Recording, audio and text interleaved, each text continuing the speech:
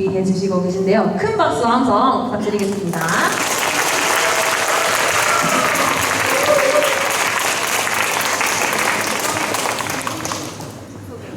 백설공주류의 동화를 우리 딸아이한테 한 번도 읽어준 적이 없습니다. 예.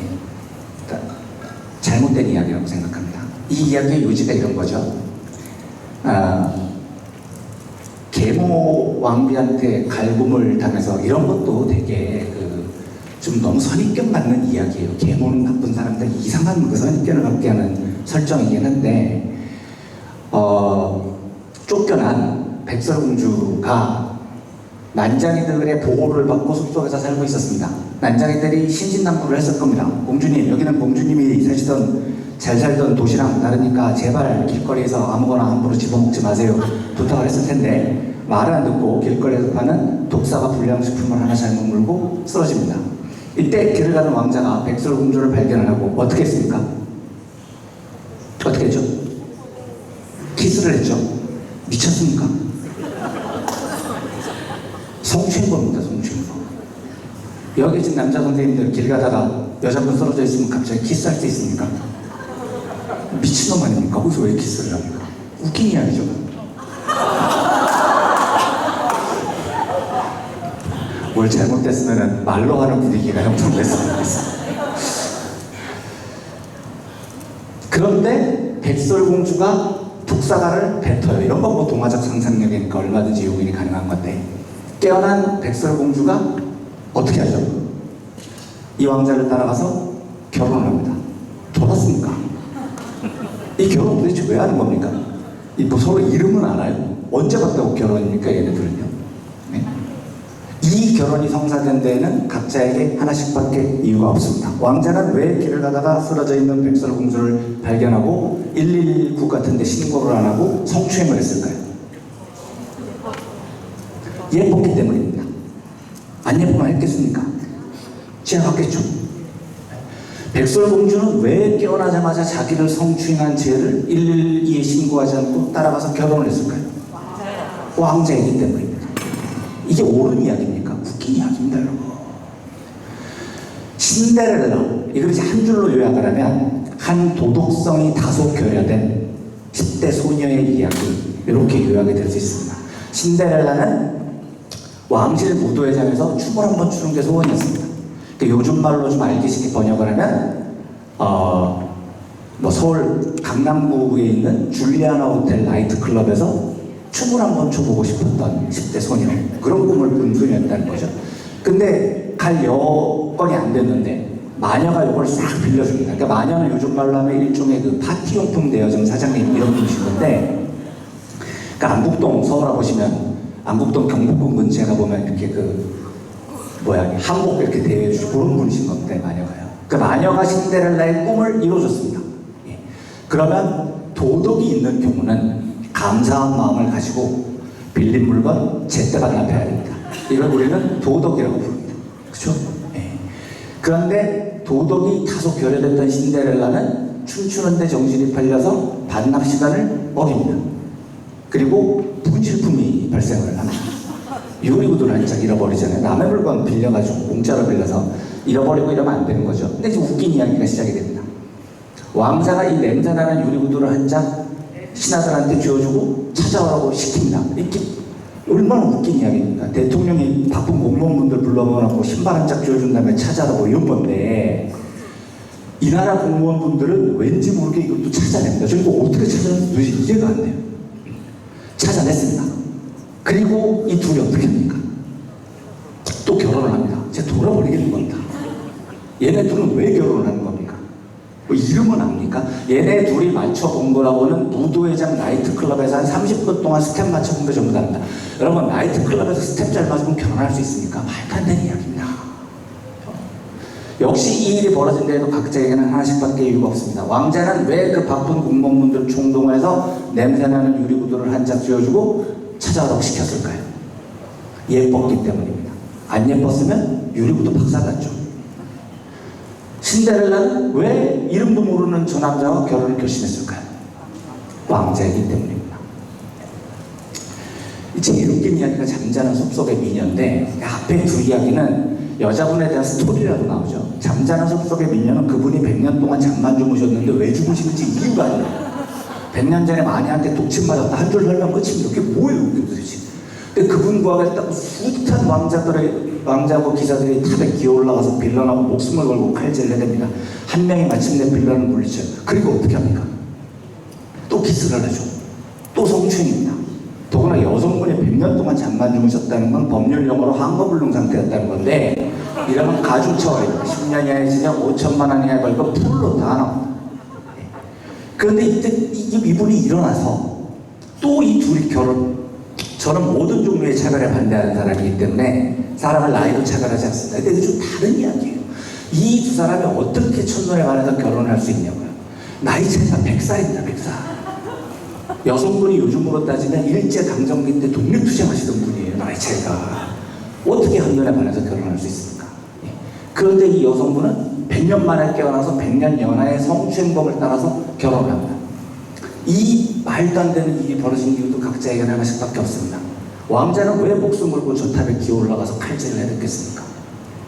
주무시는 분이 알려져 있기를 슬리핑 뷰티, 잠자는 숲속의 미녀라고 알려졌기 때문입니다.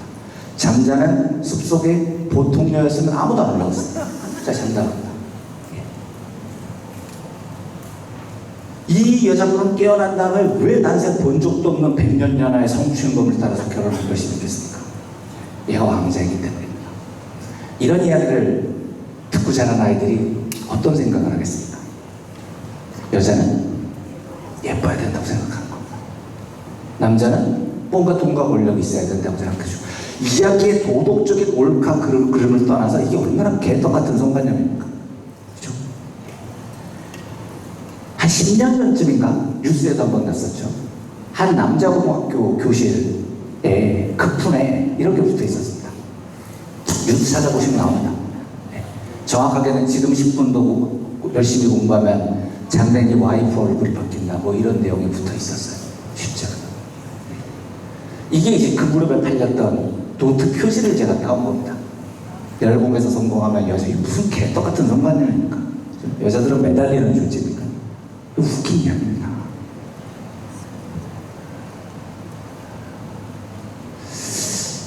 그러면 조금 관점을 바꿔서 다른 이야기를 하나 해보겠습니다.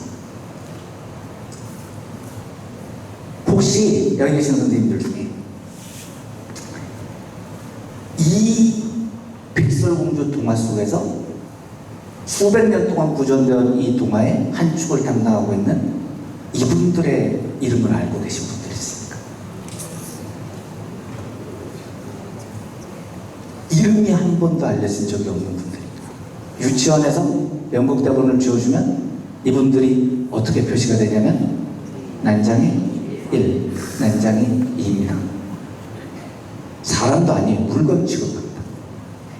이분들이 가족이 아닌데도 가족이 아니잖아요. 가족이라는 얘기가 한마디도 안 나오죠. 가족이 아닌데 왜 숲속에 모여서 살고 있었겠습니까?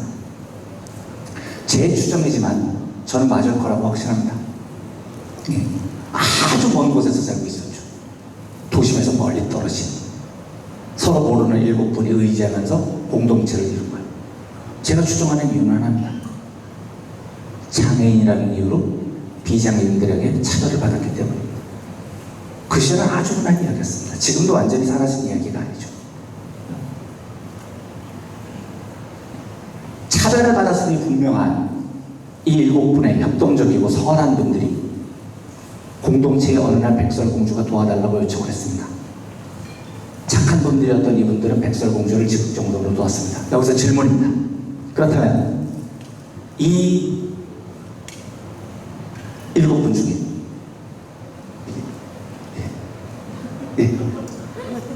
너무 밝았네요. 네. 이 7분 중에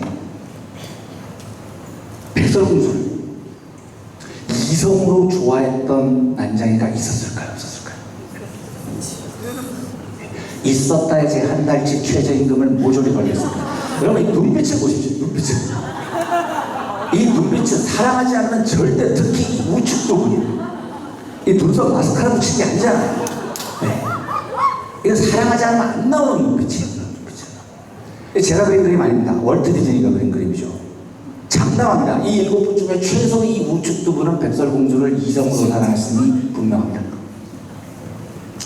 그럼 이제 이분들의 사랑은 어디 가서 처박혀 있습니까? 백설공주는 그냥 성추행범 만나서 떠나버리면 그만입니까? 장애인분들은 이름도 불러줄 기회가 없고 사랑도 기록될 권리가 없고 뭐 그런 건가요? 잘못된 이야기라는 겁니다. 우리가 관점을 바꾸면 어디에 초점을 두고 어디에 공감을 해야 되는지를 너무나 많은 것들을 뒤바꿔야 됩니다. 현대 주류 경제학이 시작된 이래 인간에 대해서 내려진 정의입니다. 모든 인간은 이기적이다. 호모 에코노미쿠스라고 부릅니다. 이건 아주 굉장히 과학적인 이야기여서 우리 모든 인간들은 번개처럼 이익과 손해를 계산을 해서 단 1이라도 유리한 방향을 선택하는 그런 존재다라는 게 현대 주류 경제학이 정의한 우리 인간입니다. 근데 이게 웃긴 이야기잖아요, 사실 여러분. 이게 사실이라면 사실일 리가 없는 거잖아요. 너무 사실인 것처럼 얘기를 해서 우리가 받아들이고 있지만 이게 사실이라면 유관순 열사는 왜 돌아가신 겁니까 도대체? 무슨 이익이 있어서 돌아가신 겁니까 그분은? 안중근 열사는 왜 돌아가신 거냐고요? 인간이 이익과 손해에만 반응을 하는 존재일 리가 없다고요. 이게 모르셔도 되는 이야기인데 그 한계효용 최강의 법칙, 고센의 1법칙이라고 불리는 그 경제학 법칙이 있습니다. 이게 뭐냐면 다 뭐 헛소리들입니다. 근데 같은 걸 재화를 반복적으로 소비하면 만족도가 뚝뚝 떨어진다 이런 얘기인데 더 쉽게 말씀을 드리면 배고플 때 짜장면을 먹으면 당연 맛있잖아요. 이때 만족이 10점. 그럼 두 번째 그릇은 만족이 8점으로 떨어진다는 겁니다. 배가 부르니까. 세 번째 그릇은 3점으로 떨어지고 네 번째 그릇은 마이너스. 이제 이때부터는 먹으면 괴로운 거죠. 토할 지경이 된 건데 이렇게 반복적으로 소비하면 만족도가 뚝뚝 떨어진다는 걸 고센이라는 경제학자가 발견했다고 해서 고센의 1법칙이라고 부릅니다. 근데 저는 경제학을 공부한 지 30년이 넘었지만 아직도 이해가 안 돼요. 두 번째 짜장면이 첫 번째 짜장면보다 맛이 없다는 건 그냥 상식이잖아요. 여기에 고센식이나 등장해야 될 이유가 있습니까? 제가 말이 안 된다고 생각하는 건 그 10점, 8점, 3점이라는 점수가 어디서 나왔냐는 겁니다. 경제학 교과서에 그게 쭉 나와요. 뭐 몇 점 해가지고 막 최종 지점을 찾습니다. 그런데 첫 번째 짜장면을 먹었을 때 10점은 누가 만든 점수며 두 번째 짜장면은 20%의 효용이 감소했다는 건 도대체 어디서 나오는 이야기입니까? 예? 제가 53년 동안 살면서 듣도 보도 못한 이야기입니다. 그런 식으로 수식을 산출한다고요. 만약에 이 이야기가 사실이고 고센의 1법칙이 사실이라면 이런 게 형성이 돼야 되는 겁니다. 나중에 가족분들이나 동료 선생님들이랑 회식 가셨을 때 이런 거 한번 해보세요. 제가 시키는 대로 한번 해보십시오. 고깃집에 가서 삼겹살 4인분이요 이렇게 시키지 마시고 삼겹살 2인분, 목살 2인분을 따로따로 양쪽 돌판에 구워주세요. 이렇게 주문을 한 다음에 여러분들과 동료분들이 젓가락질 어떻게 하는지를 한번 보세요. 이 두 이야기가 사실이라면 우리는 젓가락질을 이렇게 하고 있다는 겁니다. 자, 모든 상황을 번개처럼 숫자로 해석을 해서 단 1이라도 유리한 방향을 선택하는 호모 에코노미쿠스인 내가 보기에 첫 번째 젓가락 단계에서 왼쪽 돌판에서 보여주는 삼겹살을 먹었을 때 느낌 만족도는 8.7로 측정이 되고 오른쪽 돌판에서 보여주는 목살을 먹었을 때 느낌 만족도는 8.2로 측정이 되고 첫 번째 젓가락 단계에서 당연히 0.5의 쭉 만족이 있는 왼쪽 돌판에서 보여주는 삼겹살을 먹는 것이 가장 함정의 행동인데 첫 번째 젓가락으로 삼겹살을 기울이고 났더니 두 번째 젓가락 단계에서 한계 효용 체력의 법칙이 그래서 왼쪽 돌판에서 보여주는 삼겹살 만족도 8.0까지 감소한 반면 오른쪽 돌판에서 보여주는 목살의 만족도 8.2로 유지되고 있으므로 두 번째 젓가락 단계에서 0.2의 추가 만족이 있는 오른쪽 돌판에 있는 목살을 집어먹는 것이 가장 함정의 행동이다 라고 젓가락질 하실 분 손 한번 들어보시죠. 박수 치셔야 됩니다. 제가 이거 얼마나 힘든지. 얘가 이제 요 랩이 컨디션이 좋을 때는 잘 되고 안 좋을 때는 안 되는데 오늘은 컨디션이 좋았던 겁니다. 아마 러셀이라는 겁니다 이게. 그래서 노벨 경제학상을 받은 리차드 탈러는 이 말을 한마디로 이렇게 씹어버립니다. 경제학 서적을 들춰보면 호모 에코노미쿠스는 알베르트 아인슈처럼 생각하고 IBM 컴퓨터처럼 뛰어난 기억 역량을 가지고 있으며 마하트마 간디 같은 의지력을 발휘할 수 있는 다 계산해서 해낸다는 거죠. 이걸 다 해낸다는 겁니다. 하지만 대부분의 사람들은 그렇지 않다. 우리는 계산기가 없으면 복잡한 나눗셈을 할 때 어려움을 겪고 종종 배우자의 생일을 잊어버리며 새해 벽도부터 숙제로 머리를 쥐어뜯는다. 우리는 호모 에코노미쿠스가 아니라 그저 호모 사피엔스일 뿐이다 라고 이야기합니다. 100번 맞는 이야기입니다. 경제학이 우리를 속이고 있다는 거죠. 제가 이 얘기를 왜 드렸느냐? 이게 그 고3 EBS 수능 특강 경제 탁트에 나오는 걸 제가 실제로 찍은 겁니다. 예. 긍정적 유인, 부정적 유인으로 나뉘어서 인간을 바람직한 방향으로 유도하는 경제학적인 방법이라는 겁니다. 쉽게 이야기하면 잘하면 상을 줘라, 못하면 벌을 줘라, 이러면 사람들이 다 잘하게 된다는 겁니다. 왜요? 호모 에코노미쿠스니까요. 네. 상을 주는 방향으로, 벌을 피하는 방향으로 계산을 해서 계속 그렇게 움직이게 돼 있다는 겁니다.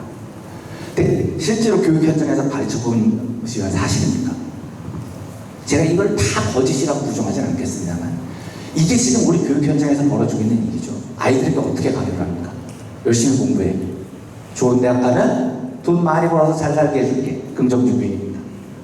공부 못해가지고 대학 못 가면 너는 인생 거지같이 살게 될 거야. 부정적 유인입니다.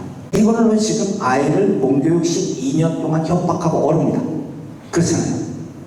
그래서 이게 먹혔다면 수십만 학생들은 전부 천재가 되어 있어야 되는 겁니다. 다 모범생이 돼야 되겠죠.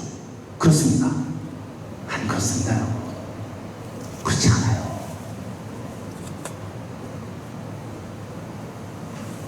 잘하는 상줄게가 효과가 있느냐? 댄 에리얼이라는 듀크 대학교 경제학과 교수의 연구입니다.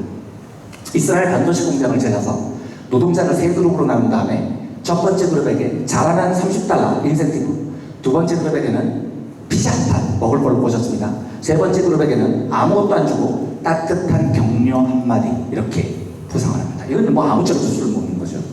호모 에코노미쿠스가 사실이라고 믿는 사람들이 보기에는 어떤 그룹이 가장 성과를 잘 냈을 것 같습니까? 1번이죠.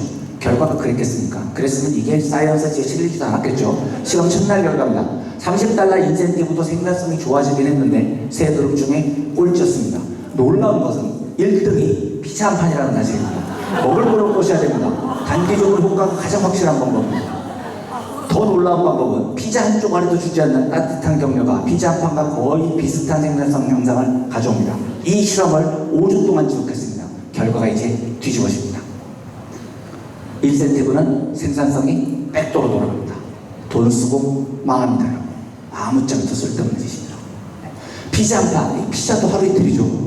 5주 내내 피자 한 판, 이제 한계 교육의 체감의 법칙이 적용되기 시작해서 마이너스로 돌아섭니다. 유일하게 효과가 있는 공인된 방법은 따뜻한 격려 한마디. 제가 이 학부모님들 만나 뵐 일이 있을 때 이렇게 이야기를 합니다.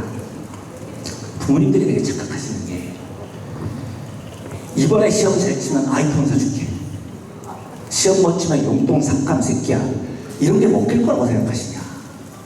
아니다. 대부분의 아이들이요, 공부를 다 그렇진 않습니다. 제가 일률적으로 얘기를 하지 않아요. 그 중에 여러 다양한 사람들이 있습니다. 공부를 잘하는 학생들 중에 많은 아이들이 공부를 열심히 하는 이유가 뭔지 아십니까? 내가 공부 열심히 해서 좋은 대학 가가지고 돈 많이 벌어서 이런 호모 에코노미크스적인 발상일 것 같습니까? 그렇지 않아요. 부모님을 기쁘게 하기 위해서입니다. 대부분 그래요. 살아가는 사람을 위해서입니다. 이 증거입니다. 두 번째 실험입니다. 벨기에 제약회사에게 영업사원들을 찾아서 두 그룹을 나눈 다음에 첫 번째 그룹에게는 많이 팔아서 돈 많이 벌어오면 15유로 성과급 줄게입니다. 두 번째 그룹에게도 똑같이 15유로의 성과급을 걸었는데 이건 조건이 붙어 있습니다. 너를 위해서 쓸 수 없어. 네 사무실에 있는 동료에게 반드시 선물을 사줘야 해입니다. 나한테는 아무짝에도 쓸모없는 성과급입니다. 호모 에코노미쿠스가 보기에는 어느 쪽의 성과가 좋아져야 맞겠습니까? 그러면 이게 사이언스지에 실려 쓸 리가 없겠죠. 첫 번째 그룹은 15유로 성과급을 내고 5유로를 더 벌어옵니다. 쓸데없는 짓이라는 겁니다.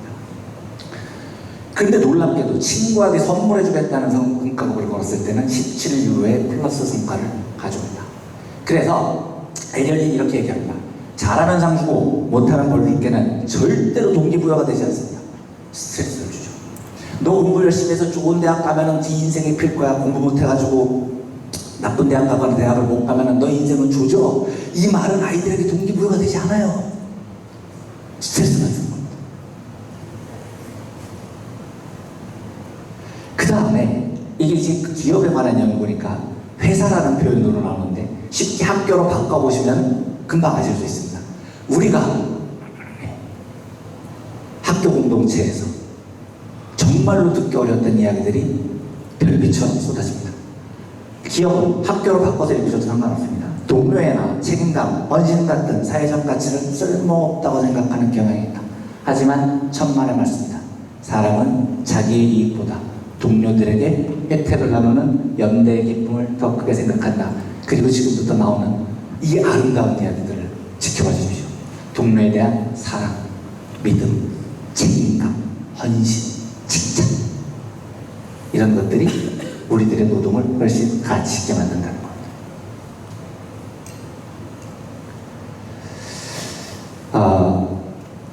잘하는 상 주고 못하면 벌 줄게 해보겠습니다. 유치원에 부모님들이 픽업을 하러 가는데 4시 반, 유리 그니치라는 그 텔아비브 이스라엘 출신의 그 경제학자입니다. 4시 반까지 애를 데리러 가야 되는데 차가 막혀서 늦었다는 겁니다. 원장 선생님이 나 때문에 퇴근을 못했어요. 아유 선생님 죄송합니다. 그랬더니 아니에요 괜찮아요 데려가세요 한 다음에 일주일 뒤에 가정통신문이 왔는데 앞으로 지각하면 벌금 4,000원 이런 게 왔대요. 그때 괜찮다고 하셨지만 원장 선생님이 개빡치셨다는 거잖아요. 내가 퇴근 못하게 해서 실험을 해보는 겁니다. 그럼 이 효과가 있을까? 20곳 정도 되는 유치원을 섭외를 해서 벌금을 물게 한 다음에 지각자 숫자에 추이를 받습니다. 평소에 7, 8명이었던 지각자 숫자가 기하급수적으로 늘어납니다. 1주에 11명, 2주에 2배, 한 달에 20명으로 늘어납니다. 이 놀라운 사실은 깜짝 놀라가지고 벌금 제도를 없애도 이게 계속 유지가 됩니다. 한동안. 굉장히 오래 걸려요. 네. 왜 이런 일이 벌어질까요?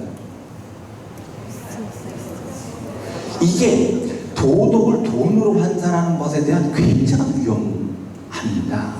네. 이런 제도를 벌금 제도를 만들잖아요. 픽업하시는 부모님들이 이렇게 생각하는 거예요. 벌금 냈잖아. 뭐가 문제야? 당당하게 지각합니다. 당당하게.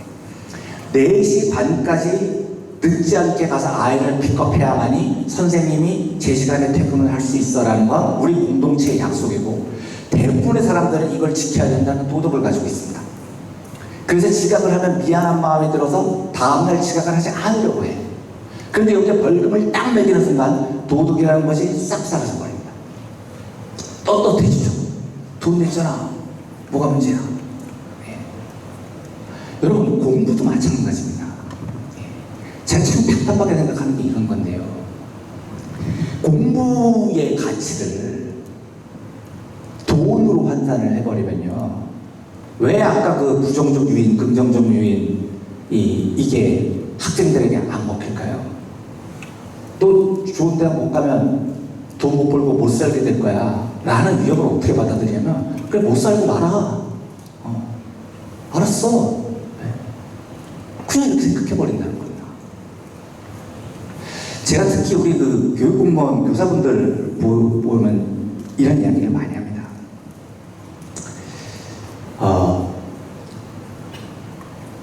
공무원, 더구나 교육을 맡고 있는 공무원분들에게는, 선생님들에게는 어마어마한 도덕적인 책무라는 게 있는 겁니다. 예. 대부분의 분들이 그런 도덕적인 책무를 가지고 아이들과의 교육에 성심을 다해요.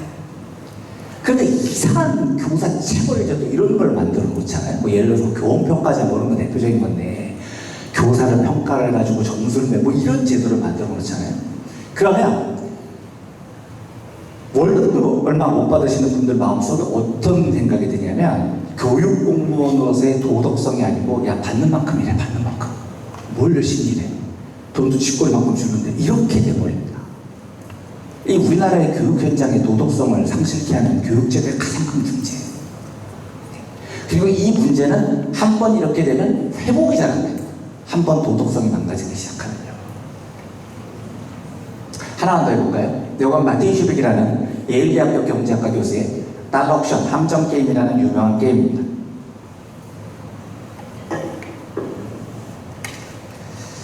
옥션은 경매죠. 이 경매라는 게 사실 묘미가 요거 얼마에 사실래요? 하면 요게 정확히 얼마짜리인지 모를 때 묘미가 있습니다. 그렇잖아요. 그게 이제 사람들이 막 경합을 할 거 아닙니까?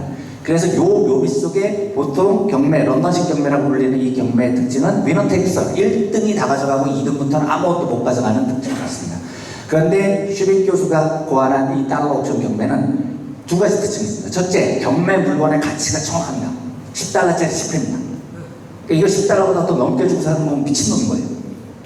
둘째, 이 경매의 참가자들은 1등이 이걸 가져가는데 2등부터 떨어진 사람들은 빈손으로 돌아가는 게 아니고 자기가 부른 호가를 벌금으로 내야 됩니다. 규칙이 이해되셨습니까? 예. 그러니까 지면은 벌금을 내야 되는 겁니다. 요걸로 미국에서 대학 교수짓 하면서 신입생들한테 요거 해가지고 몇 천만 원 벌었다고 자랑하는 교수도 있습니다. 시작합니다. 예일대학교 세상에서 제일 똑똑한 경제학과 애들을 모아놓고 자 1달러 할 사람 한 명이 손을 먼저 듭니다. 안 할 이유가 없다고 생각하는 겁니다. 1달러니까요. 되면은 대박인 거죠. 안 되면 그만이고요. 2달러 또 누가 손을 듭니다. 아무 문제가 없습니다. 4달러, 5달러까지 아무 문제가 없습니다. 9달러까지 왔습니다. 자 이제부터 이상해지죠. 네. 다음 호가가 10달러인데 이거는 부르면 이상한 놈인 겁니다. 10달러를 먹기 위해서 10달러를 내는 게임을 왜 하냐고요. 그렇죠? 근데 10달러 호가가 올라가는 순간 8달러가 손을 번쩍 듭니다. 왜요? 지면 8달러를 벌금으로 내야 되기 때문입니다. 11달러, 이제부터는 미친놈들이 향연이 시작이 됩니다. 세상에서 제일 똑똑하다는 애들이 지금 10달러를 먹기 위해서 11달러를 내야 되는 이 바보 짓을 하는 겁니다. 그런데 이 바보 시대 9달러가 1초도 망설이지 않고 손을 번쩍 듭니다. 왜요? 지면 9달러를 벌금으로 내야 되니까요. 이게 80몇 달러까지 올라간다는 겁니다. 진정이 안 된대요. 네. 그때쯤 되면 걔들이 깨닫는 거죠. 세계에서 제일 똑똑하다는 예일대학교 경제학과 애들이 슈빅한테 사기를 당했구나. 늦었습니다. 이게 왜 이런 일이 벌어지겠습니까?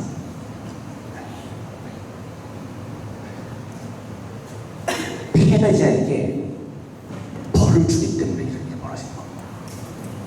진짜 위험한 제도입니다, 정말. 우리가 살아보면 잘하는 사람한테 상 주는 거요. 이거는 효과 없습니다. 제가 아까 효과 없다는 건 다 보여드렸죠. 그래도 그나마 이것 때문에 내 주변 동료를 죽이진 않아요. 이게 뭐 그 상 안 받고 말지 이렇게 넘어갈 수가 있는 겁니다. 근데 못하면 해고, 못하면 잘라버린다. 이런 위협을 넣는 순간에 그 조직은 아수라장이 됩니다. 잘하면 월급 올려주기까지는 내가 참을 수 있어요. 예. 주변 동료들이 등에 칼을 꽂으면서까지 안 하고 싶은 사람들이 있습니다. 근데 못하면 해고 이렇게 되면 어떻습니까? 해고는 다른 얘기잖아요. 이때부터는 등 뒤에 칼 꽂을 생각부터 해야 됩니다.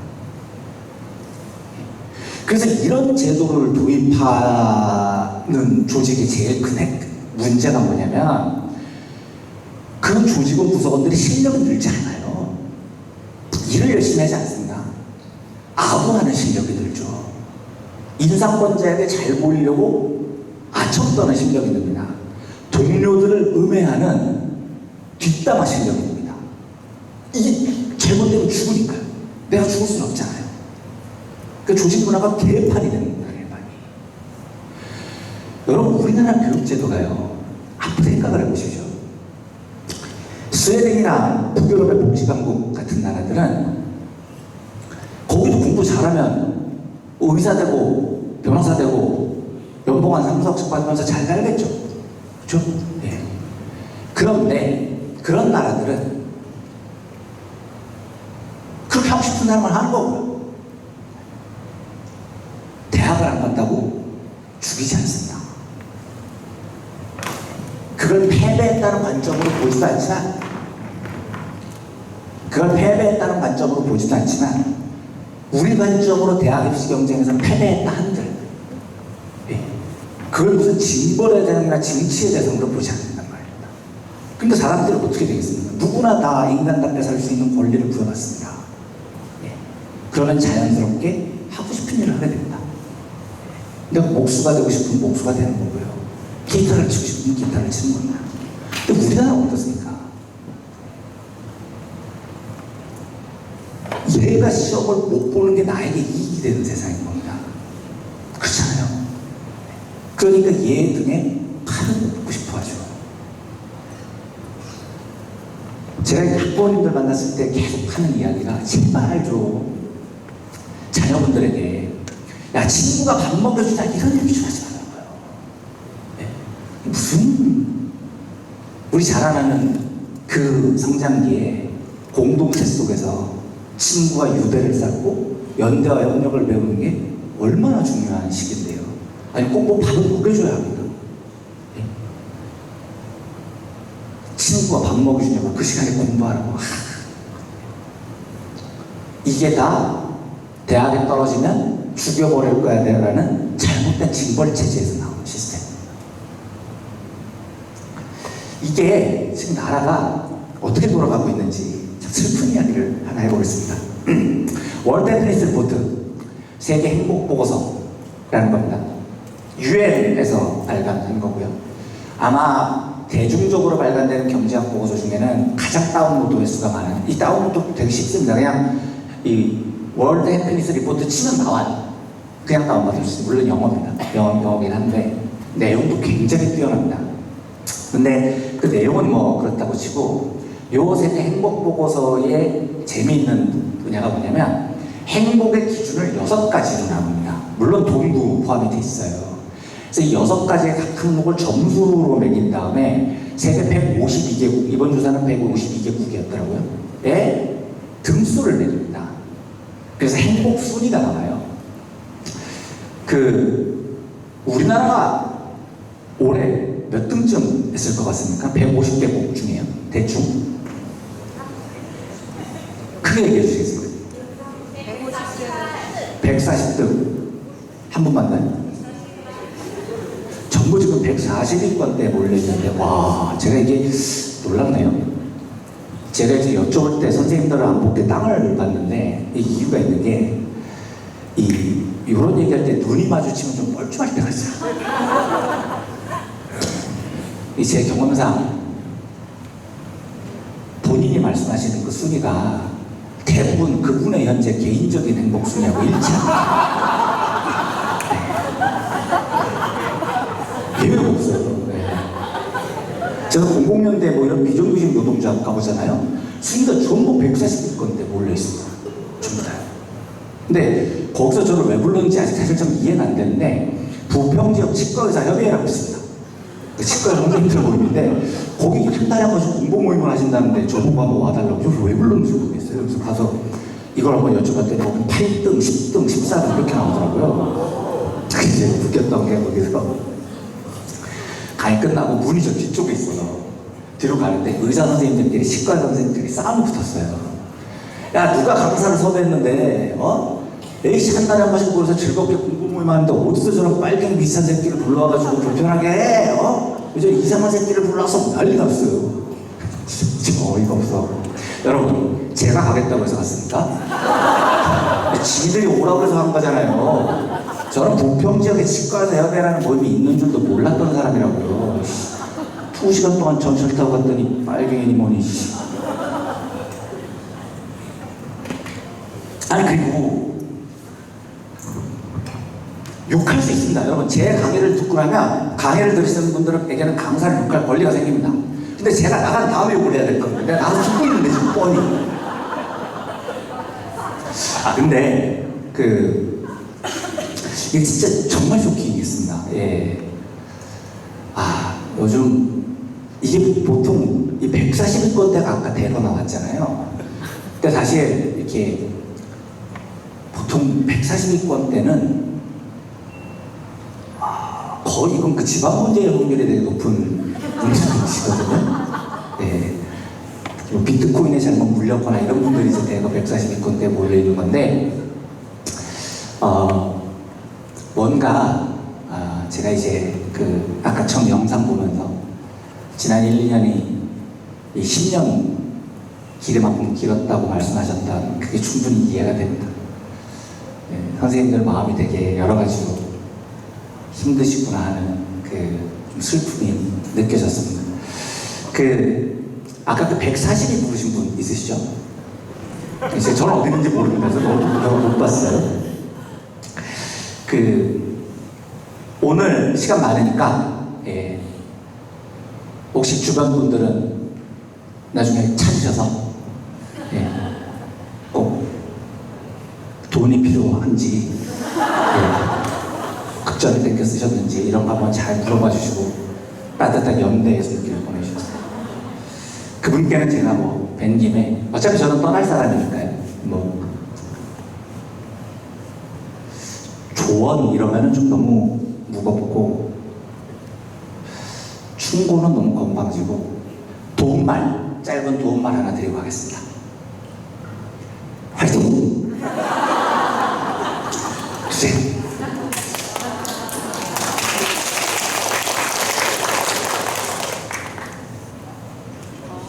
52입니다. 생각보다 높습니까? 전혀 그렇지 않습니다, 여러분.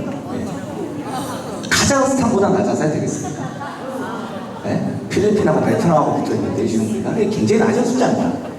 세계 10대 경제대국이라는 대한민국이 52등 하고 있으면 진짜 코미디인 거죠. 근데 6가지 항목이 뭐냐면, 돈이 당연히 들어갑니다. 여기서 우리가 순위를 많이 끌어올려요. 1인당 GDP가 3만 달러가 훌쩍 넘잖아요. 그래서 4인 가구 기준으로는 한 연봉이 연소득이 1억 5천? 그게 우리 기준. 우리 다 4인 가구는 다 1년에 1억 5천씩은 벌고 사시잖아요. 이게 이제 중위값의 함정이라고 해서 우리나라가 소득 불평등이 커서 그렇습니다. 실제로 OECD 국가 중에 소득 불평등이 가장 안 좋은 나라 3강의 멕시코, 칠레, 대한민국입니다. 그러니까 이제 우리가 여기서 득을 많이 봤죠. 1억 5천이 어딨습니까? 1억 5천이. 어쨌든 여기서 득을 많이 봐서 순위를 끌어올렸는데, 삶의 선택권? 이 분야에서 진짜 다 까먹습니다. 이게 어떤 의미냐면, 그러니까 내 삶을 스스로 선택할 수 있는 권리. 그런 겁니다. 이게 지금 웃음기 쫙 떠 말씀드리는 겁니다. 아까처럼 막 140등 이러시면 안 됩니다. 지금 왜냐면 150국가 중에는 별의별 나라가 다 들어가 있는 겁니다. 여러분들이 알고 계시는 못 사는 나라들 다 들어가 있어요. 그리고 매길 순입니다. 이게 이제 정확한 정의가 freedom to make life choices. 라이프를 초이스할 수 있는 걸 메이크하는 자유. 이겁니다. 그러니까 무슨 말인지 대충 이해가 되시죠? 한국 찾아보겠습니다.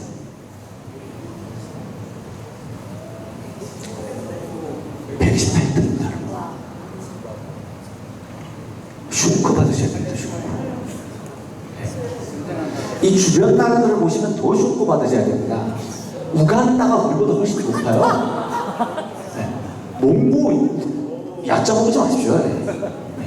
혹시 저는 처음에 이걸 잘못 봐서 스위스랜드인 줄 알았거든요. 스와질랜드입니다. 보니까.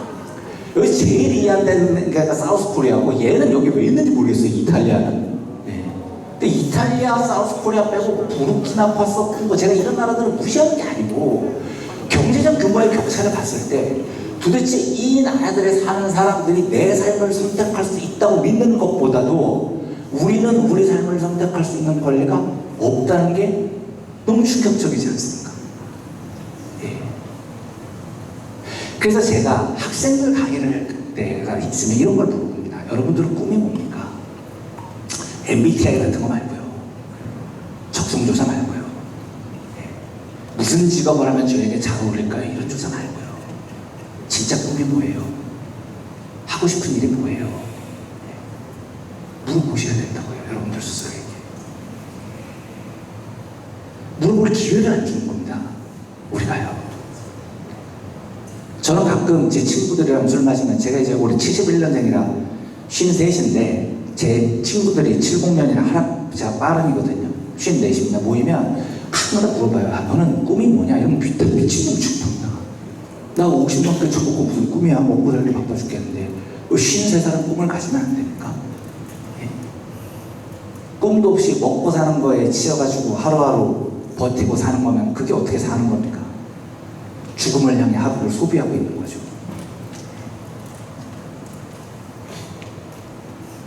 꿈이 박살이 나버렸어요, 사람이. 선생님들께서도 직업적인 꿈이 있으실 거고 스승으로서 꿈이 있으실 거 아닙니까? 그런데 어느덧 지나다 보면 선생님들께 꿈이 뭐예요? 물어보면 이 질문이 생소하게 들리는 겁니다. 그렇게 있었나? 아무도 이걸 묻지 않아요. 이 삶의 결정권에 관심이 없습니다. 오로지 먹고 사는 일에 바빠서 뒤처지면 이 사회에서 나머지에서 죽여버리겠다는 위협에 그냥 죽음을 향해 하루하루 달려가는 겁니다. 진짜 슬픈 일입니다. 건강 요거는 뭐 굉장히 높습니다. 우리나라. 네. 자랑스러워 하셔도 됩니다. 세계 5등입니다. 5등. 네. 매년 세계 톱10 안에서 왔다 갔다 하다가 올해 5등으로 점프했습니다. 그러니까 우리나라가 되게 되게 건강보험 체계 이렇게 되게 잘 돼 있어요. 세계적으로. 안 건드리면 됩니다. 안 건드리면. 이게 이제 드리고 싶은 이야기인데, 우리 이웃에게 얼마나 관대하냐를 묻습니다. 이게 행복의 굉장히 중요한 요소라는 겁니다. 함께 사는 법. 이게 지금 등수가 뭐 80몇 등인가 90몇 등인가가 나와요. 근데 이것도 되게 낮은 80몇 등, 90몇 등이 많이 안 되는 수치죠. 근데 그 OECD라고 경제협력개발기구, 즉 세계에서 제일 잘 사는 뭐 완전 잘 사는 나라만 있는 건 아니지만 크다란 나라들을 다 모아놓은 그 모임에서 2017년에 요 월드 햄피리스 리포트랑 비슷한 흉내를 낸 조사를 한 게 있었습니다. 이건 이제 2014년부터 매년 하는 거고요. Better Life Index, 더 나은 삶의 지표, 이건 비정기 조사입니다. 2017년에 첫 조사가 있었는데 이때 커뮤니티라는 심사 항목이 있었습니다. 이 공동 비슷한 겁니다. 공동체성, 우리가 얼마나 주변에 관대하게 이 쓰러진 사람에게 손을 내밀고 함께 살려고 하는 의지가 있는 거, 그걸 측정한 항목인데 OECD 37개국 더하기 좀 작지만 잘 사는 나라 3개 포함해서 40개국인가를 조사를 했었을 거예요. 그때 우리나라 순위가 40개국 중에 몇 등이었는 줄 아십니까?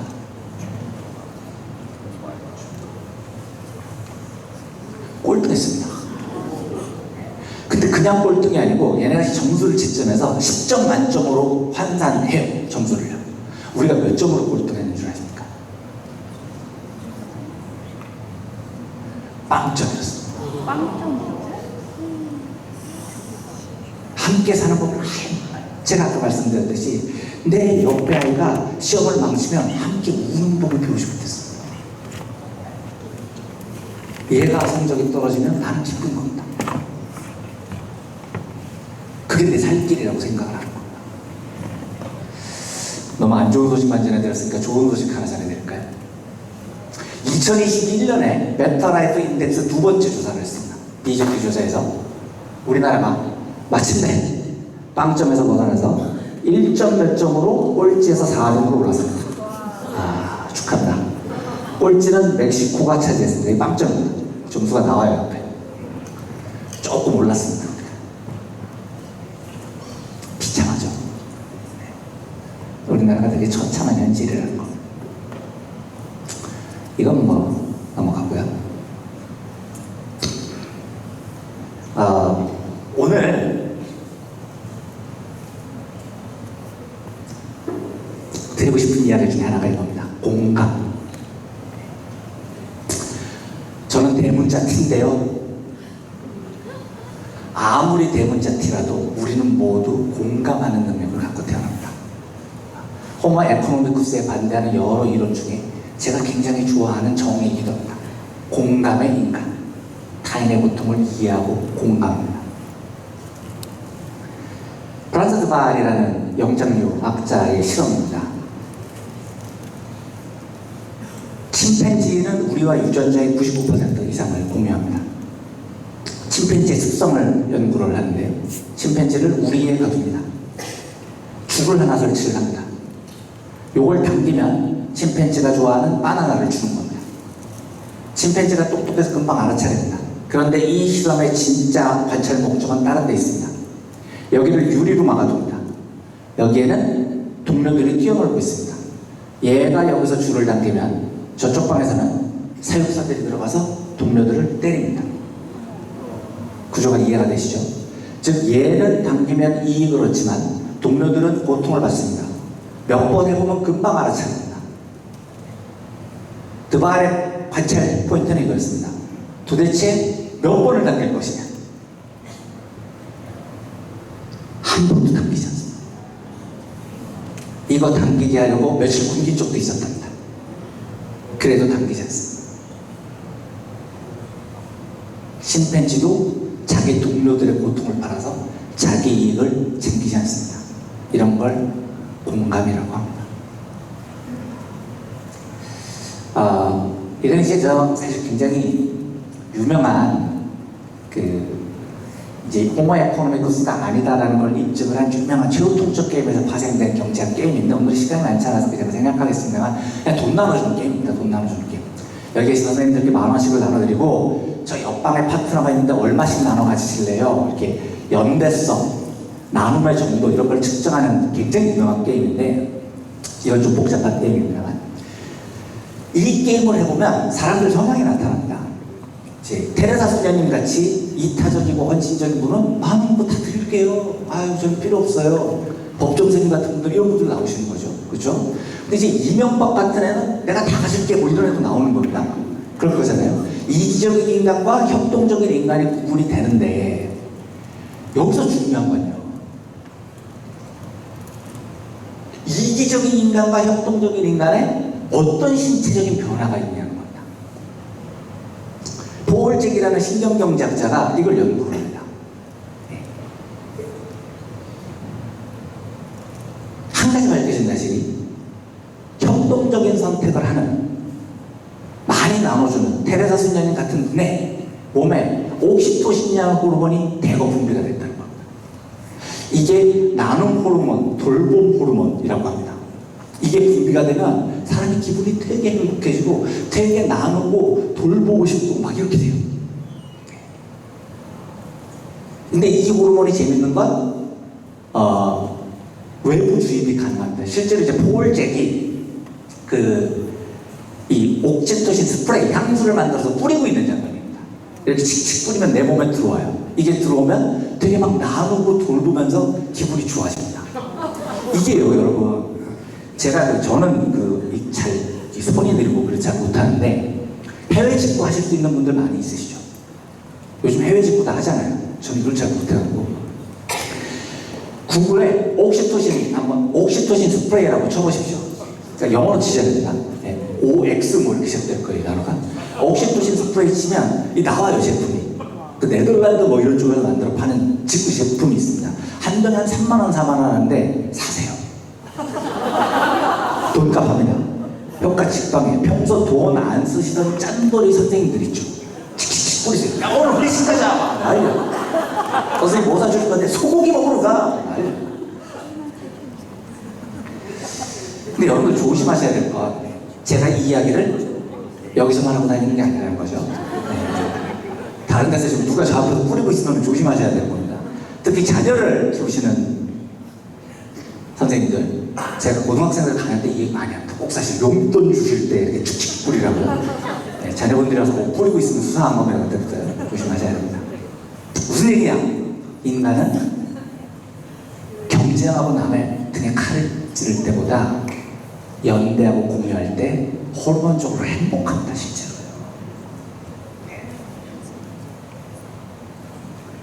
행복을 강요하는 게 아니라 실제 그렇다니까요. 이것도 이제 비슷한 게임인데 공공금고에 얼마를 투구할래? 그러면 뭐 이제 늘렸다가 돌려주고 늘렸다가 돌려주고 막 이런 게임이에요. 이때 복잡해서 생각합니다만 이 공공재기, 공공을 위해서 나를 헌신하는 정도를 측정하는 건데 보통 우리 같은 일반인들은 나눠준 돈의 한 절반 정도를 공공을 위해서 기부를 해요. 대부분. 근데 근데 메타 통계 분석을 보면 이런 통계가 있습니다. 어느 집단이 가장 기부를 덜 하느냐. 네, 직업적으로. 위스콘신 대학교 경제학과 학생들의 기부 비율이 가장 낮았습니다. 이 위스콘신 대학교가 미국의 서울대예요. 그러니까 국공립의 넘버원입니다. 이 학교 출신 노벨상 수상자가 20명 넘습니다. 그러니까 뭐 사립의 MIT, 하버드가 있다면 국공립의 위스콘신이 있습니다. 그럼 명문대학교 경제학과. 이 무슨 뜻일까요? 두 가지 아주 저한테는 되게 두 가지가 슬픈 건데, 첫째, 경제학을 배울수록 싸가지가 없어집니다. 둘째, 공부를 잘할수록 싸가지가 없어집니다. 이런 겁니다.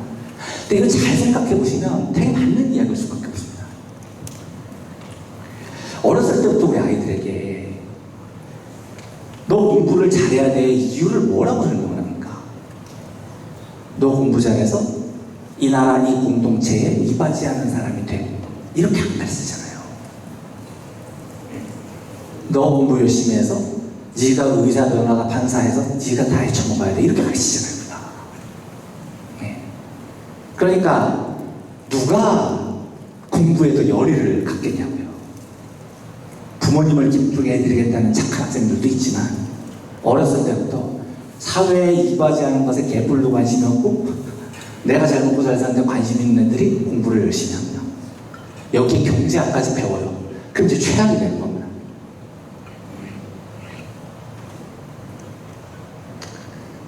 우리가 조금 더 이제 좋은 사회를 만들고 싶은 거죠.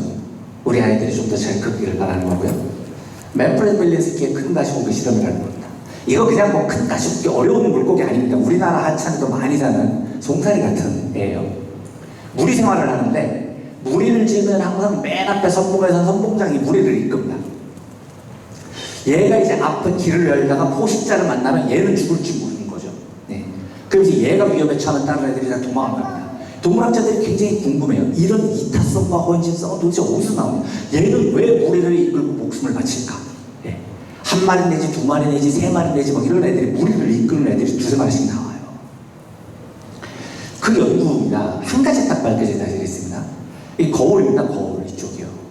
물론 포식자는 가로막혀 있죠. 그럼 무리를 이끌면 얘가 앞으로 오는데 계속 끊임없이 끌면 거울을 본다는 거예요.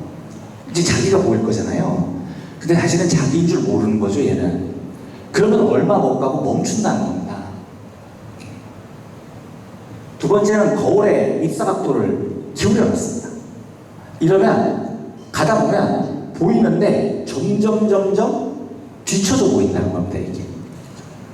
예. 그러면 처음에 갔을 때보다 훨씬 더 앞부분에서 탁 멈춰.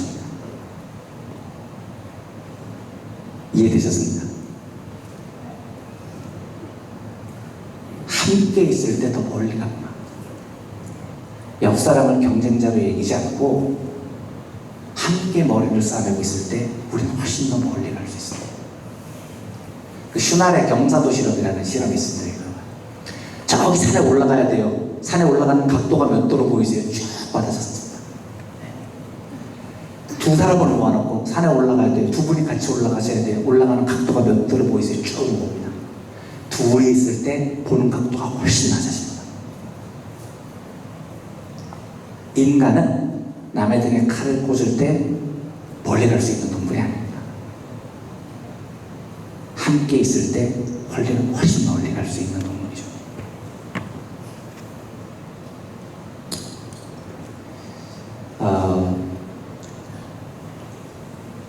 제가 참 좋아하는 이야기이기도 합니다. 신성한 경제학의 시대 찰스 아이젠슈타인이라는 경제학자의 이야기입니다. 300년 동안 자본주의가 나는 네가 필요 있지 않다. 이게 인디비주얼리즘의 시대라고 합니다. 개인주의의 시대죠. 강요한 겁니다. 는 느낌은 환상을 펼쳤던 착각이며 사실 우리는 서로를 필요로 한다. 돈이 엄청 많은 사람들 이야기입니다. 필요한 걸 다 돈으로 살 수 있는 애들이 뭔가 결핍을 느끼면서 마약을 하고 사람을 팹니다. 왜냐? 그건 돈으로 살 수 없는 걸 뭔가를 사려고 하기 때문인 겁니다. 돈은 필요한 열량 몇 칼로리, 단백질 몇 그램, 딱 표준화 수량화 가능한 욕구는 채워줍니다. 그런데 그렇지 않은 것들 중에 우리가 필요로 하는 것이 꼭 있습니다. 여러분들이 큰맘 먹고 돈을 쓰시면 서울의 유명한 호텔 다이닝클럽 같은 데가 한 끼에 50만 원짜리 멋진 파인 다이닝을 먹을 수 있을 겁니다. 그럼 얼만큼 행복하냐? 50만 원어치는 행복할 겁니다. 그런데 그 50만 원짜리 음식이 절대 주지 못하는 만족이라는 게 있습니다. 원가 한 3, 4천 원 하는 엄마가 끓여준 김치찌개 같은 걸. 사랑하는 연인이 라면 먹고 갈래요 해서 같이 끓여 먹었던 자취방에 그 라면 같은 걸. 그죠? 돈을 무지하게 많이 벌어서 저희 선생님들이 연령대가 다양해서 가수를 누구로 해야 될지 모르겠는데 임영웅? BTS? 블랙핑크로 할까요? 블랙핑크로 하겠습니다. 사실 저희는 송골매인데 돈을 엄청 많이 불러가지고 블랙핑크를 우리 집 앞에 불러서 공연을 하게 할 수도 있습니다. 그런데 장담컨대 블랙핑크는 절대로 저를 위해서 진심으로 노래하지 않습니다. 돈을 받았으니까 노래를 하는 거겠죠. 그런데 그런 노래가 절대 채워주지 못하는 욕구가 있습니다. 어떤 겁니까? 어렸을 때 배가 아팠는데 엄마가 나를 안아주고 토닥토닥 해주면서 불러줬던 자장가. 내 생일을 축하하기 위해서 깜짝 모인 학생들이나 제자들이 불러주는 생일 축하 노래. 이런 건 돈으로 환산이 안 되는 겁니다. 거주할 집에 대한 욕구는 채워주지만 나 자신과 유기적으로 연결된 가정에 대한 욕구는 채워줄 수 없다. 돈으로 사실상 어떤 도구도 살 수 있지만 내가 알고 나를 아는 사람들이 만들어준 도구와 그 얽힌 이야기는 살 수 없다.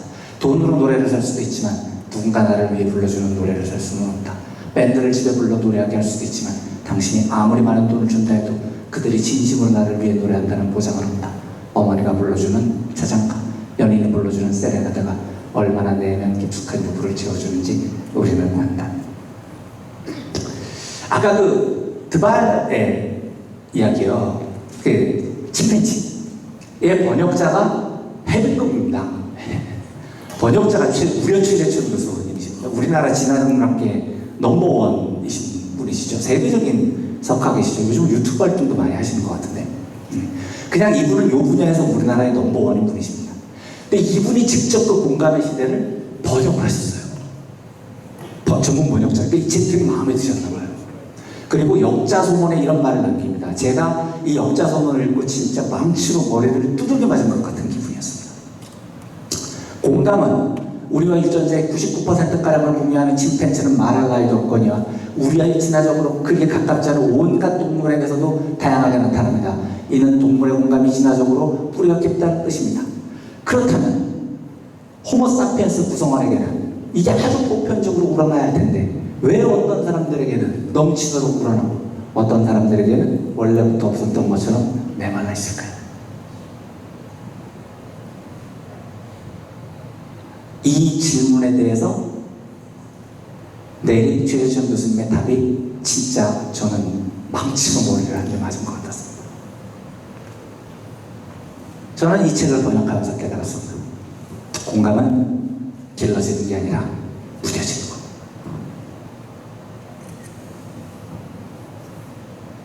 공감 교육을 잘못했기 때문에 생긴 문제가 아닙니다.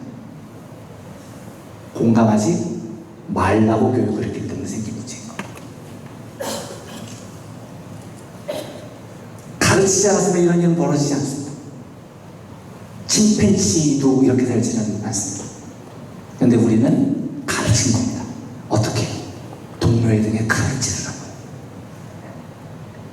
옆에 아이가 슬퍼할 때 기뻐하라고요. 그게 네가 사는 길이라고요. 그래서 누구나 갖고 태어난 이 공감 능력이 무뎌진 겁니다. 되게 슬프죠? 굉장히 슬픈 이야기입니다.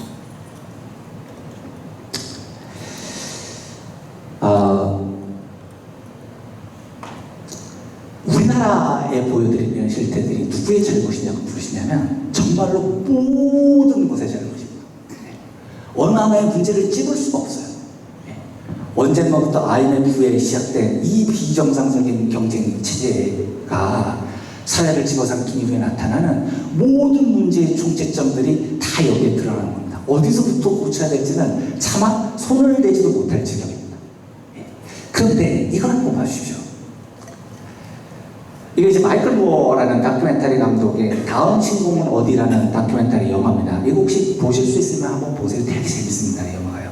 마이클 무어가 그 시코, 볼릿 포 콜럼바인 뭐 이런 되게 그 다큐멘터리 영화 잘 만드는 감독이죠. 선생님입니다, 이분이. 그 핀란드를 찾았어요.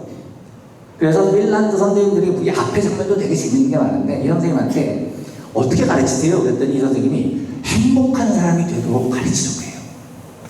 이렇게 답을 합니다. 타인과 자신을 존중하라고요.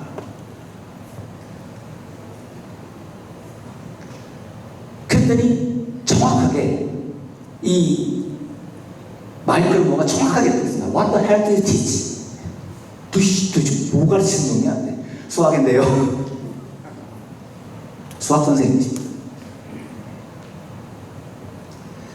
그 핀란드가 세계 행복보고서에서 나타난 위치. 1등. 행복하고 가르치는 겁니다. 행복하고.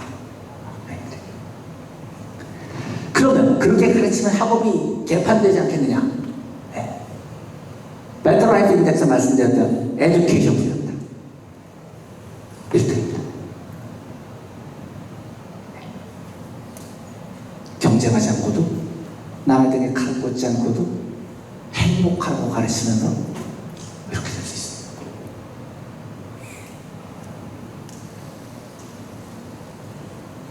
공동체성 분야입니다. 4등입니다. 함께 사는 법을 익히고 있는 겁니다. 이 아이들이요. 뭘 바꿔야 하느냐고 물으신다면 다 바꿔야 됩니다. 그런데 저는 이 사회의 변화를 이야기를 할 때 가장 먼저는 모르겠습니다만 단 하나 다 바꿔야 됩니다. 다 구조적으로 다 연결이 돼 있어서 너무 거대한 이 개인주의 물결의 사회를 돕고 있어서 무엇 하나만 수정한다고 해서 해결되지 않습니다만 그 중에 단 하나를 바꾸라고 한다면 저는 교육을 바꿔야 된다고 생각합니다.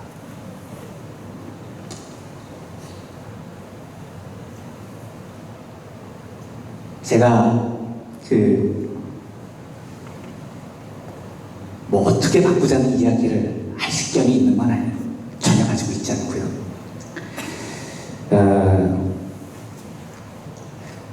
제가 이제 실제로 그렇습니다. 그 전교조 선생님들을 뵙고 드리는 말씀이 아니고요. 제가 사전 모임 때 뵙던 선생님들께도 말씀을 드렸는데 저는 우리 내부에서 산별노조나 여러 노조들에서 이견이 나왔을 때, 의견이 충돌이 됐을 때, 산별의 충돌이 있거나 좀 복잡한 의견 일치가 잘 안 될 때는 항상 저는 전교조의 의견을 제일 먼저 봅니다. 무한한 믿음이 있습니다. 전교조가 맞을 거야. 나는 잘 모르는 일이어도 이게 전교조가 이렇게 주장하면 맞을 거야. 진짜로 한 20몇 년 동안 그렇게 살아왔어요. 그런데 지난번에 이제 선생님들과 사전 모임을 하고 집에 와서 제가 지금 꼼꼼히 생각을 해봤습니다. 나는 왜 그런 생각을 했을까? 무의식 중에.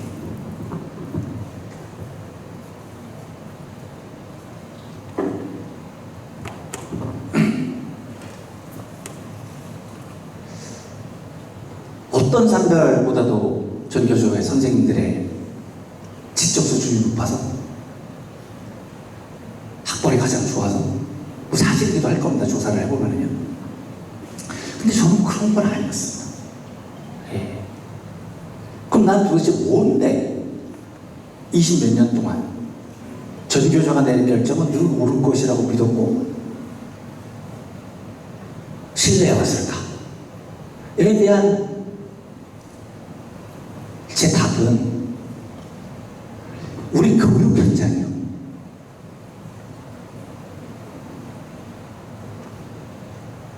어마어마한 어떤 노동 현장도 갖지 않는 공공성을 갖고 있기 때문입니다. 제가 예를 들어서 금속 노동자입니다. 자동차나 중공업을 만들어요. 현장에서 노동자들을 위해서 투쟁을 합니다. 그런데 이 금속 노동자로서의 공공성이라는 건 어떤 게 있습니까? 내가 참된 금속 노동자가 되자 이렇게 얘기하지 않지 않습니까? 그죠? 하지만 모든 유니언 중에 유일하게 참된 자가 붙는 노동조합이 있습니다. 그것도 참된 노동자가 아니라 참된 스승이라고 불리는 조직이 있습니다. 바로 여기입니다.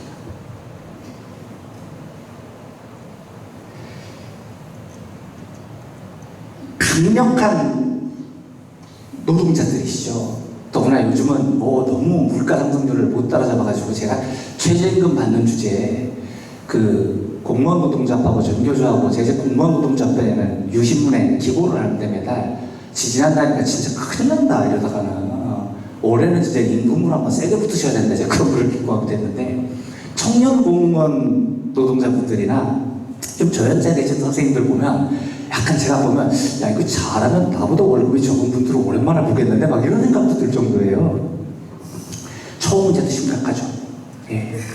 그리고 이 잘못된 교육 현장에서 부모들이 보여주는 그 비정상적인 갑질과 그 속에서 무너지는 교권 문제도 선생님들께서 너무나 많이 느끼셨듯이 말도 안 되는 수준에 이렇습니다. 스승할 길을 여수로 하는 이상한 세상이 되어버렸죠. 그래서 전교조는 그것을 보호하고 싸워나가야 될 의무가 있습니다. 그건 전교조의 노동자성을 지키는 겁니다. 우리도 노동자니까요. 우리의 생존권을 보장을 해야 됩니다. 우리가 좀 더 좋은 환경에서 인간답게 일할 수 있도록 싸워야 됩니다. 그죠? 그런데 전교조는 이 세상 그 어떤 노동자도 가지지 않는 이런 인공성을 가지고 함께 오랫동안 싸웠습니다. 이게 제가 곰곰이 생각을 해보니 굉장히 오랜 기간 동안 뭔가 의견 충돌이 있고 내가 잘 모르는 의견이 생겼을 때 전교조의 의견을 제일 먼저 제 스스로 경청했었던 이유였던 것 같습니다.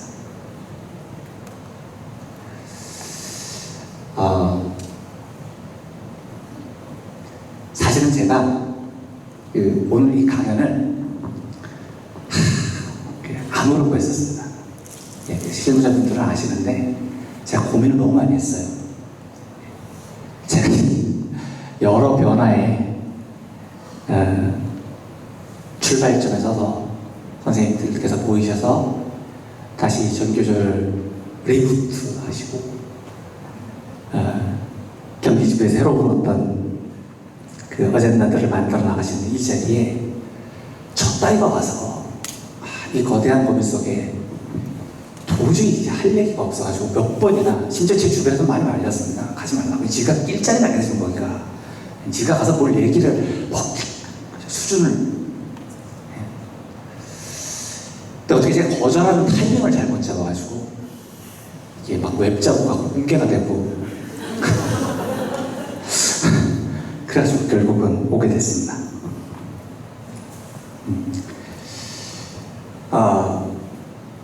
새로운 변화에 여러 준비하고 계시는 갈래들이 있으실 거고요. 방향들이 있으시겠죠. 근데 저는 믿습니다. 전교조는 늘 그랬듯이 이번에도 가장 현명한 선택을 하실 거고 옳은 선택을 하실 거고 이 국면 속에 이정표를 남기실 거라고 믿습니다. 한 가지 마지막으로 부탁드리고 싶은 말씀은 우리가 어떤 조직의 변화를 이야기를 해도요, 전교조는 진짜 노동자로서의 투쟁과 참된 스승으로서의 투쟁을 절대로 놓아서는 안 된다는 거. 이 두 가지는 꼭 함께 가야 합니다. 만약에 선생님들께서 이걸 못하시면 여기서 우리가 공적인 영역을, 교육의 공적인 영역에 대한 선생님들의 합의와 변화의 노력과 이런 것들이 무너지기 시작하면 대한민국은 그 어떤 곳에서도 이 사회의 변화를 이끌 공적인 논의를 하지 못하게 될 겁니다. 진짜 노동자로서 우리 조합원들을 보호하고 조합원들을 단결하고 결속하는데 조금도 물러서지 마시고 단단히 투쟁하시되 우리가 가르치는 아이들이 이 세상에 나왔을 때 적어도 지금 같은 세상이 아닌 조금 더 협동하고 공유하고 공감하고 함께 슬퍼할 수 있는 세상이 되기 위해서 참된 스승으로서의 그 궁적 가치를 지켜나가는 일도 소중히 여겨주실 것을 믿습니다. 선생님들의 전진에 늘 그랬듯이 뜨거운 응원의 말씀을 드리겠습니다. 길고 지루했던 강의를 환한 표정으로 들어주셔서 감사드립니다. 마치겠습니다.